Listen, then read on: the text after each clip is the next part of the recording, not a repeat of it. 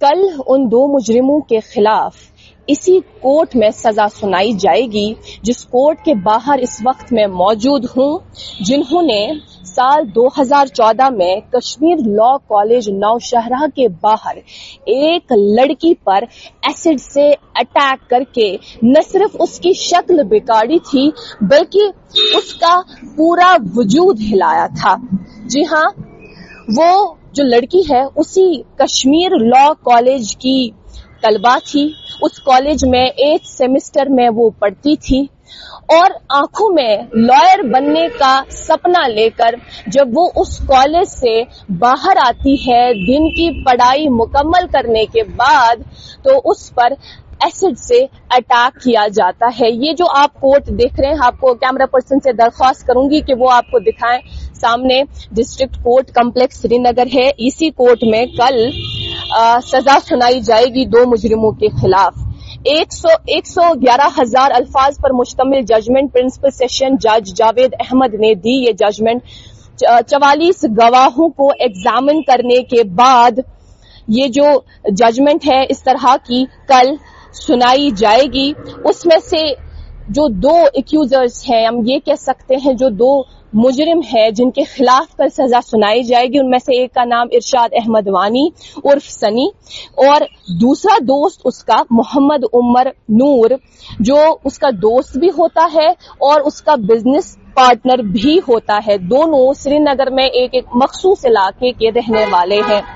خوفناک اور دلدوز کہانی کی شروعات ہوتی ہے ایک لڑکی سحر سے جو کشمیر لا کالج نوشہرہ میں زیر تعلیم ہوتی ہے۔ سال 2014 میں آپ نے بھی سنا ہوگا، سال 2014 میں اس طرح کی کہانی سامنے آئی اور اس 2014 کی کہانی سے پورا کشمیر ہل گیا تھا جب ایسڈ سے اس لڑکی پر اٹیک ہوا تھا۔ وہ کالج کے باہر آتی ہے اور ایک ماروتی کار اس کے پیروں کے قریب آ کر رکتی ہے۔ اس میں موجود اشخاص اس پر تیزاب سے اٹیک کرتے ہیں اور پھر فرار ہو جاتے ہیں۔ اسی کالج کے ایک اسٹوڈنٹ کو جب اس واردات ہوتے ہوئے جب وہ اسٹوڈنٹ دیکھتا ہے تو وہ سحر کو اٹھا کے ہاسپٹل کی اور لے کے چلتا ہے۔ FIR بھی درج ہوتا ہے۔ اسپیشل انویسٹیگیشن ٹیم کے ذریعے سے پہلی چیز جو پولیس نے سیز کی وہ ایسڈ وکٹم کے جلے ہوئے کپڑے اور اسی وکٹم کا فون۔ مین ہنٹ لانچ ہوتا ہے اس ماروتی کار کو ڈھونڈنے کے لیے اور دو موبائل مزید جن موبائل نمبرز پر اس لڑکی نے بات کی تھی پہلے، اس کو ڈھونڈنے کے لیے، تلاشنے کے لیے پولیس انویسٹیگیشن اپنا شروع کرتی ہے۔ ایک اسٹوڈنٹ کے ذریعے سے جو اسی کالج میں زیر تعلیم تھا، اس اسٹوڈنٹ کے ذریعے سے پتا چلتا ہے پولیس کو کہ یہ دونوں یعنی ارشاد احمد عرف سنی اور یہ لڑکی جو ایسڈ وکٹم تھی، ان دونوں کے بیچ میں ایک ریلیشن تھی، دونوں فرینڈلی ریلیشن ایسے معلوم پڑا پولیس کو کہ دونوں دوست تھے۔ تو اس کے بعد سنی کو ڈھونڈنے کے لیے پولیس نے انویسٹیگیشن شروع کی اور سنی کہاں ملتا ہے؟ سنی ملتا ہے جموں میں، جو کہ فرار ہوا ہوتا ہے۔ سنی سے ہی باقی کہانی انویسٹیگیشن میں ریویل ہوتی ہے کہ اس نے ایسی واردات انجام دی اپنے دوست کے ساتھ مل کر جن کا نام عمر نور ہے، دونوں بزنس پارٹنرز تھے۔ محمد عمر نور بھی فرار ہوا ہوتا ہے، وہ جموں کشمیر سے باہر گیا ہوتا ہے، اسے جموں کشمیر سے پھر لایا جاتا ہے، گرفتار کیا جاتا ہے، تب پتا چلتا ہے کہ انہوں نے ایسڈ خریدا تھا۔ اب آپ یہ سوچ رہے ہوں گے کہ ایسڈ کہاں سے خریدا تھا؟ ایسڈ خریدا تھا کپوارہ سے۔ کپوارہ میں کیوں خریدا تھا؟ یہ بھی تو ایک سوال ہے۔ کپوارہ میں اس لیے انہوں نے ایسڈ خریدا تھا کیونکہ وہاں پر ان دونوں کی شاپ تھی جہاں وہ بیچ بیچ میں جاتے تھے، کیونکہ دونوں بزنس کیا کرتے تھے تو وہاں پر بھی ان کی ایک شاپ تھی۔ ایک دکان سے وہ لوگ ایسڈ خریدتے ہیں اور اس کے بعد وہ ایسڈ کب خریدتے ہیں؟ 6 دسمبر 2014 کو، لیکن پھر واردات انجام دے دیتے ہیں وہ دسمبر 11 2014، اس کے کچھ دن بعد، تاکہ کسی کو ان پر شک نہ ہو۔ لیکن جب وہ کپوارہ جاتے ہیں ایسڈ لانے کے لیے تو ایک وہیکل کا سہارا لیتے ہیں، یعنی وہیکل میں جاتے ہیں، لانسر وہیکل میں۔ لیکن جب انہیں اس ایسڈ وکٹم پر حملہ کرنا ہوتا ہے تو وہ ماروتی کار میں جاتے ہیں۔ ماروتی کار ان کی اپنی کار نہیں ہوتی ہے، मारुति कार जिसका वो सहारा लेते हैं वो होती है उमर नूर के अंकल की, यानी वही शख्स जो दूसरा इसमें एक्यूजर है, हम ये कह सकते हैं जो दूसरा अटैकर है, उसकी अंकल की वो एक व्हीकल होती है मारुति, जिसकी फिर वो बाद में हयत भी बदलते हैं। और हयत इस तरह से वो बदलते हैं कि नंबर प्लेट जो है वो तक चेंज करते हैं। अटैक करने के वक्त एक नंबर प्लेट होता है और अटैक करने के बाद दूसरा नंबर प्लेट होता है, जो कि इन दो अटैकर्स ने खुद एतराफ किया है पुलिस के सामने जब उन्होंने बयान दिया। तो जब पुलिस ने पूछा कि उन्होंने ऐसा क्यों किया, इरशाद अहमद उर्फ सनी ने अगर ऐसा किया तो क्यों किया, इसके पीछे क्या वजह थी, तो पता चला कि इरशाद उर्फ सनी ने असल में इन दोनों की जान पहचान थी जिस पर अटैक फेंका गया और जिन्होंने अटैक फेंका। तो अब जब लड़के ने शादी के लिए बोला था, लड़की ने शादी के लिए मना किया था, तो लड़के को ये गवारा नहीं हुआ। वो इनफैक्ट पीर बाबा का भी सहारा लेते हैं, वहां जाते हैं, उनसे तावीज वगैरह मांगते हैं ताकि कुछ तो हो जाए इस मामले में, इस मसले में कुछ हो जाए। लेकिन जब कुछ नहीं होता, जब उसके पास अब कोई उम्मीद ही नहीं बचती, तो वो इस तरह का एक प्लान एग्जीक्यूट करते हैं। दोस्त के साथ मिलकर फिर वो इस वारदात को अंजाम देते हैं। इस हवाले से आपको अगर आपको पुराना ये किस्सा याद होगा तो आपको ये भी याद होगा कि लड़की के घर वालों को काफी ज्यादा मुश्किल उठाना पड़ी।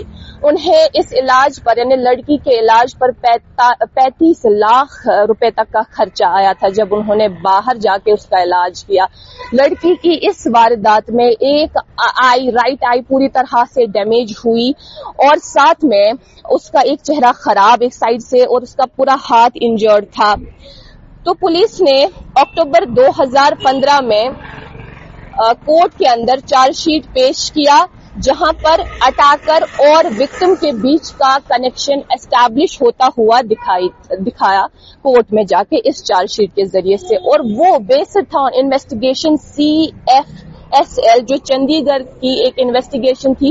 कॉल डिटेल्स पर देखा गया कि दोनों रिलेशन में थे और उसके बाद किस तरह से लड़के ने ये वारदात अंजाम दी। उससे पहले जो चार्जशीट दर्ज किया गया अदालत में, वो मार्च 20, 2015 में दर्ज किया गया सेक्शन 326, सेक्शन 201, सेक्शन 120 के तहत। और इन्हीं सेक्शंस के तहत भी कल अदालत में, इसी अदालत में सजा सुनाई जाएगी।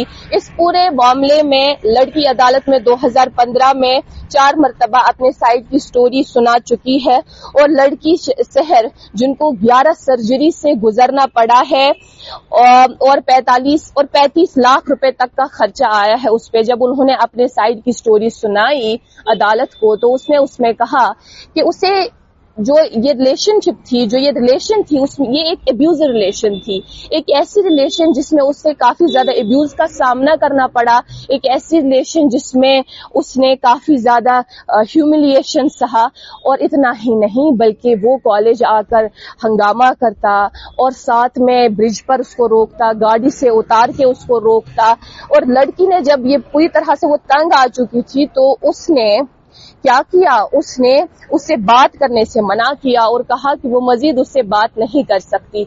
लड़के ने जब देखा कि लड़की बात ही नहीं कर रही है, फोन ही रिसीव नहीं कर रही है, तो उसने इस तरह का प्लान बनाया अपने दोस्त के साथ मिलकर। वो पारा गया, एसिड खरीदा, उसके ठीक 6 दिन बाद लड़की पर अटैक किया।